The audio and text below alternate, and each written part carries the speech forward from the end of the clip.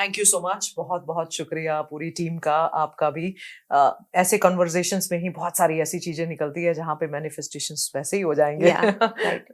So manifestation is not some woo-woo science, it is a reality, it is highly neuroscientific. जब हम लोग manifestation सुनते हैं ना, तो ऑफ कोर्स मैनिफेस्टेशन में बहुत सारी टेक्निक्स है। कोई कह रहा है कि ग्लास में पानी भरो, एक कागज पे लिखो, उसमें डाल दो, भूल जाओ। कोई कह रहा है लेटर लिखो खुद को, तकिए के नीचे रख के सो। बहुत लोगों को मैंने देखा है, वो पूरी पूरी डायरी भर रहे हैं व्हाट दे वांट। क्या जो मैनिफेस्टेशन है वो सिर्फ एक स्पिरिचुअल प्रैक्टिस है? क्योंकि न्यूरोलॉजी जब अपन पढ़ते हैं तो देखते हैं कि न्यूरोलॉजी में पूरा एक सिस्टम है जो कह रहा है कि हमारे ब्रेन में एक सिस्टम है। जो चीजें हम बार बार बोलते हैं, जो चीजें हम बार बार सोचते हैं, ब्रेन एक पाथ क्रिएट कर लेता है। तो रिपीटेशन मैटर करता है, शायद इसलिए वो लिखने की टेक्निक काम आ जाती है। बहुत लोग विजुअलाइजेशन करने की कोशिश करते हैं, बार बार विजुअलाइज करते हैं।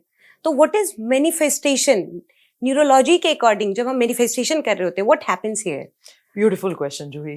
तो मैनिफेस्टेशन, पहले मैं खुद समझती थी कि manifestation is just something time pass चीज है, मुझे नहीं लगता ऐसा कुछ होता है। बट जब न्यूरोलॉजी पढ़ा, जब न्यूरो साइंस को समझा, तो manifestation is a pure science. It all begins here. Thought ही आपकी रियलिटी क्रिएट करता है, फीलिंग्स ही आपकी वो रियलिटी में ज्यादा करके फ्यूल देता है। सो थोड़ा सा बैक ट्रैक करते हैं, समझते हैं। पहले आपने पूछा कि पानी का क्या वो है, राइट? जैसे आपने कहा कि एक पिक्चर लिख लो या जो भी रख लो, the water will allow you to manifest. तो प्रोफेसर वेदा ऑस्टिन का बहुत सुंदर ट्रायल है, it's called the secret intelligence of water.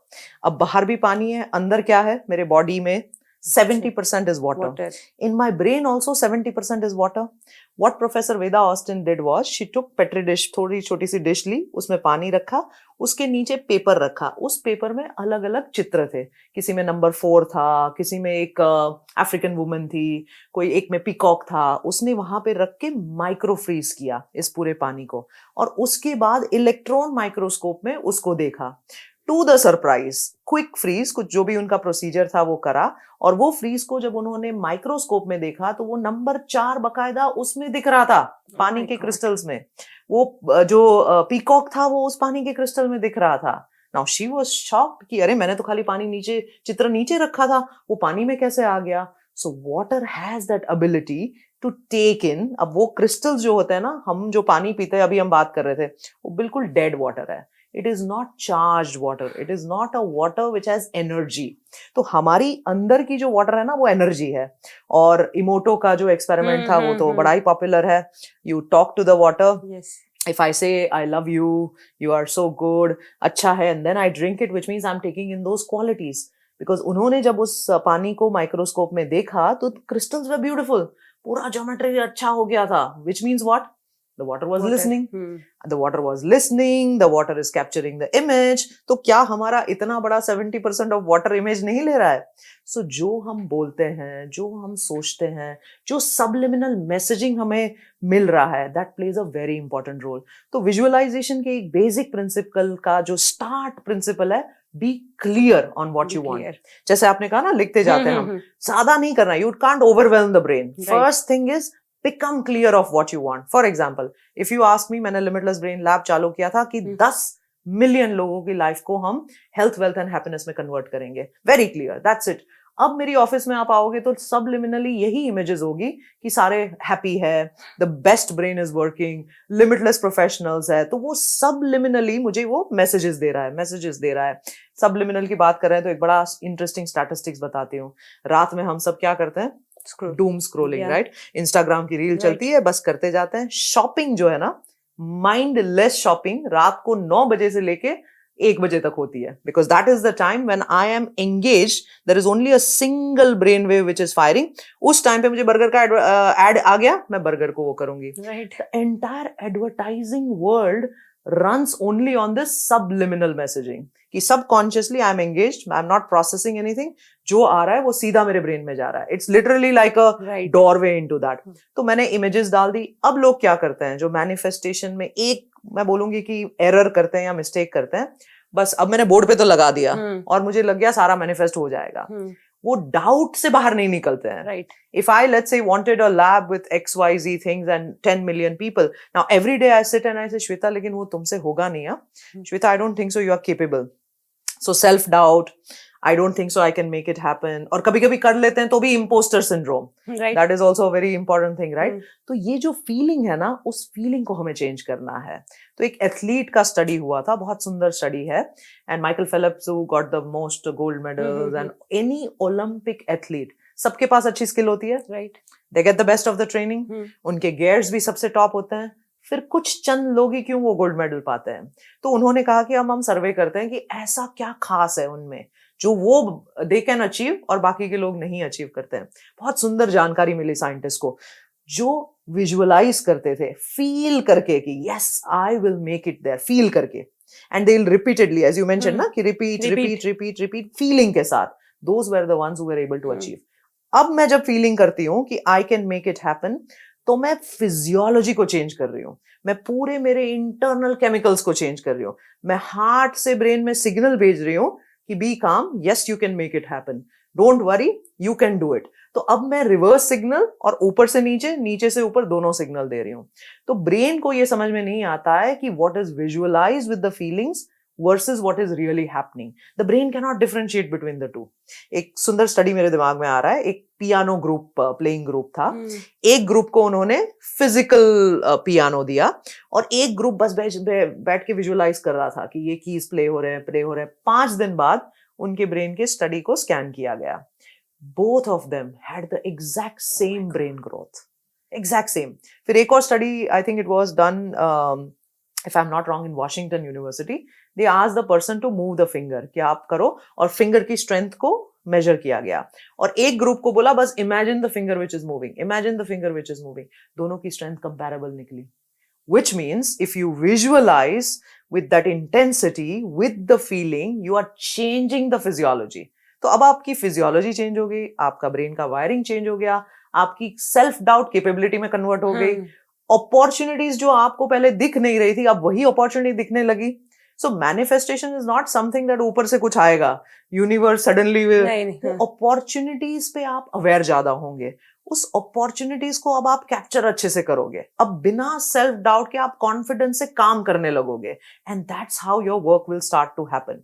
So repetition is important, visualisation is important, clarity is important, और सबसे लास्ट की आखिरी की चीज, this is I think the holy grail of manifestation। तो ब्रेन को थोड़ा सा समझते हैं। सो ब्रेन में 3 लेयर्स होते हैं। एक होता है brain stem, I am breathing, my heart is beating, I am alive, you are sitting, you are alive, तो हमारा ब्रेन स्टेम काम कर रहा है। थोड़ा सा हम ऊपर जाते हैं तो उसको बोलते हैं हम reptilian brain, also called as the emotional brain, उसको हम लिम्बिक बोलते हैं। सो लिम्बिक ब्रेन का काम क्या है? वो एक वॉच डॉग है, यहां से कुछ हो रहा है, ऐसे हो रहा है, ये हो रहा है, वो थ्रेट स्कैन करता है, थ्रेट स्कैन करके मुझे वो प्रोटेक्ट कर रहा है बेसिकली। अब कौन सी छिपकली को हमने मेडिटेशन करते हुए देखा? Right, not possible, it's always moving, that is the reptilian brain, it's always scanning, ये हो गया, वो हो गया। So it's always in fight, flight, fear और फ्रीज। तो ये 4 एफ पे ही उसका पूरा सारा कार्यक्रम चल रहा है। इसके ऊपर है, लिम्बिक के ऊपर, प्री फ्रंटल कॉर्टेक्स, जो हमारा आगे फ्रंट में होता है। अब we are the only species as humans who got 40 to 50% of this frontal cortex. Rats में, रेप्टिलियंस में वो 7% होता है।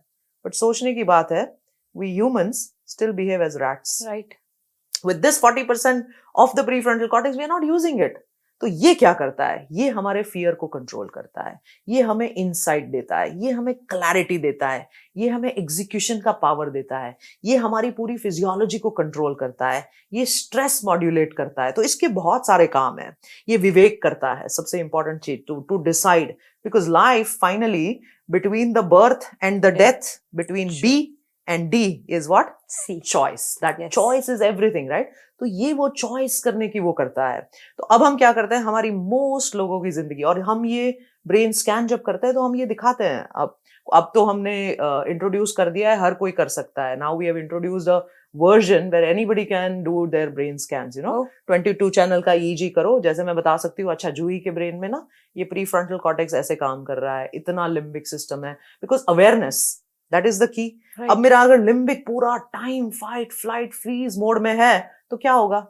स्ट्रेस होगा तो क्या होगा? मेरी फिजियोलॉजी ठीक चलेगी? नहीं चलेगी। एग्जाम्पल के तौर पे देते हैं, बहुत ही सिंपल एग्जाम्पल देते हैं।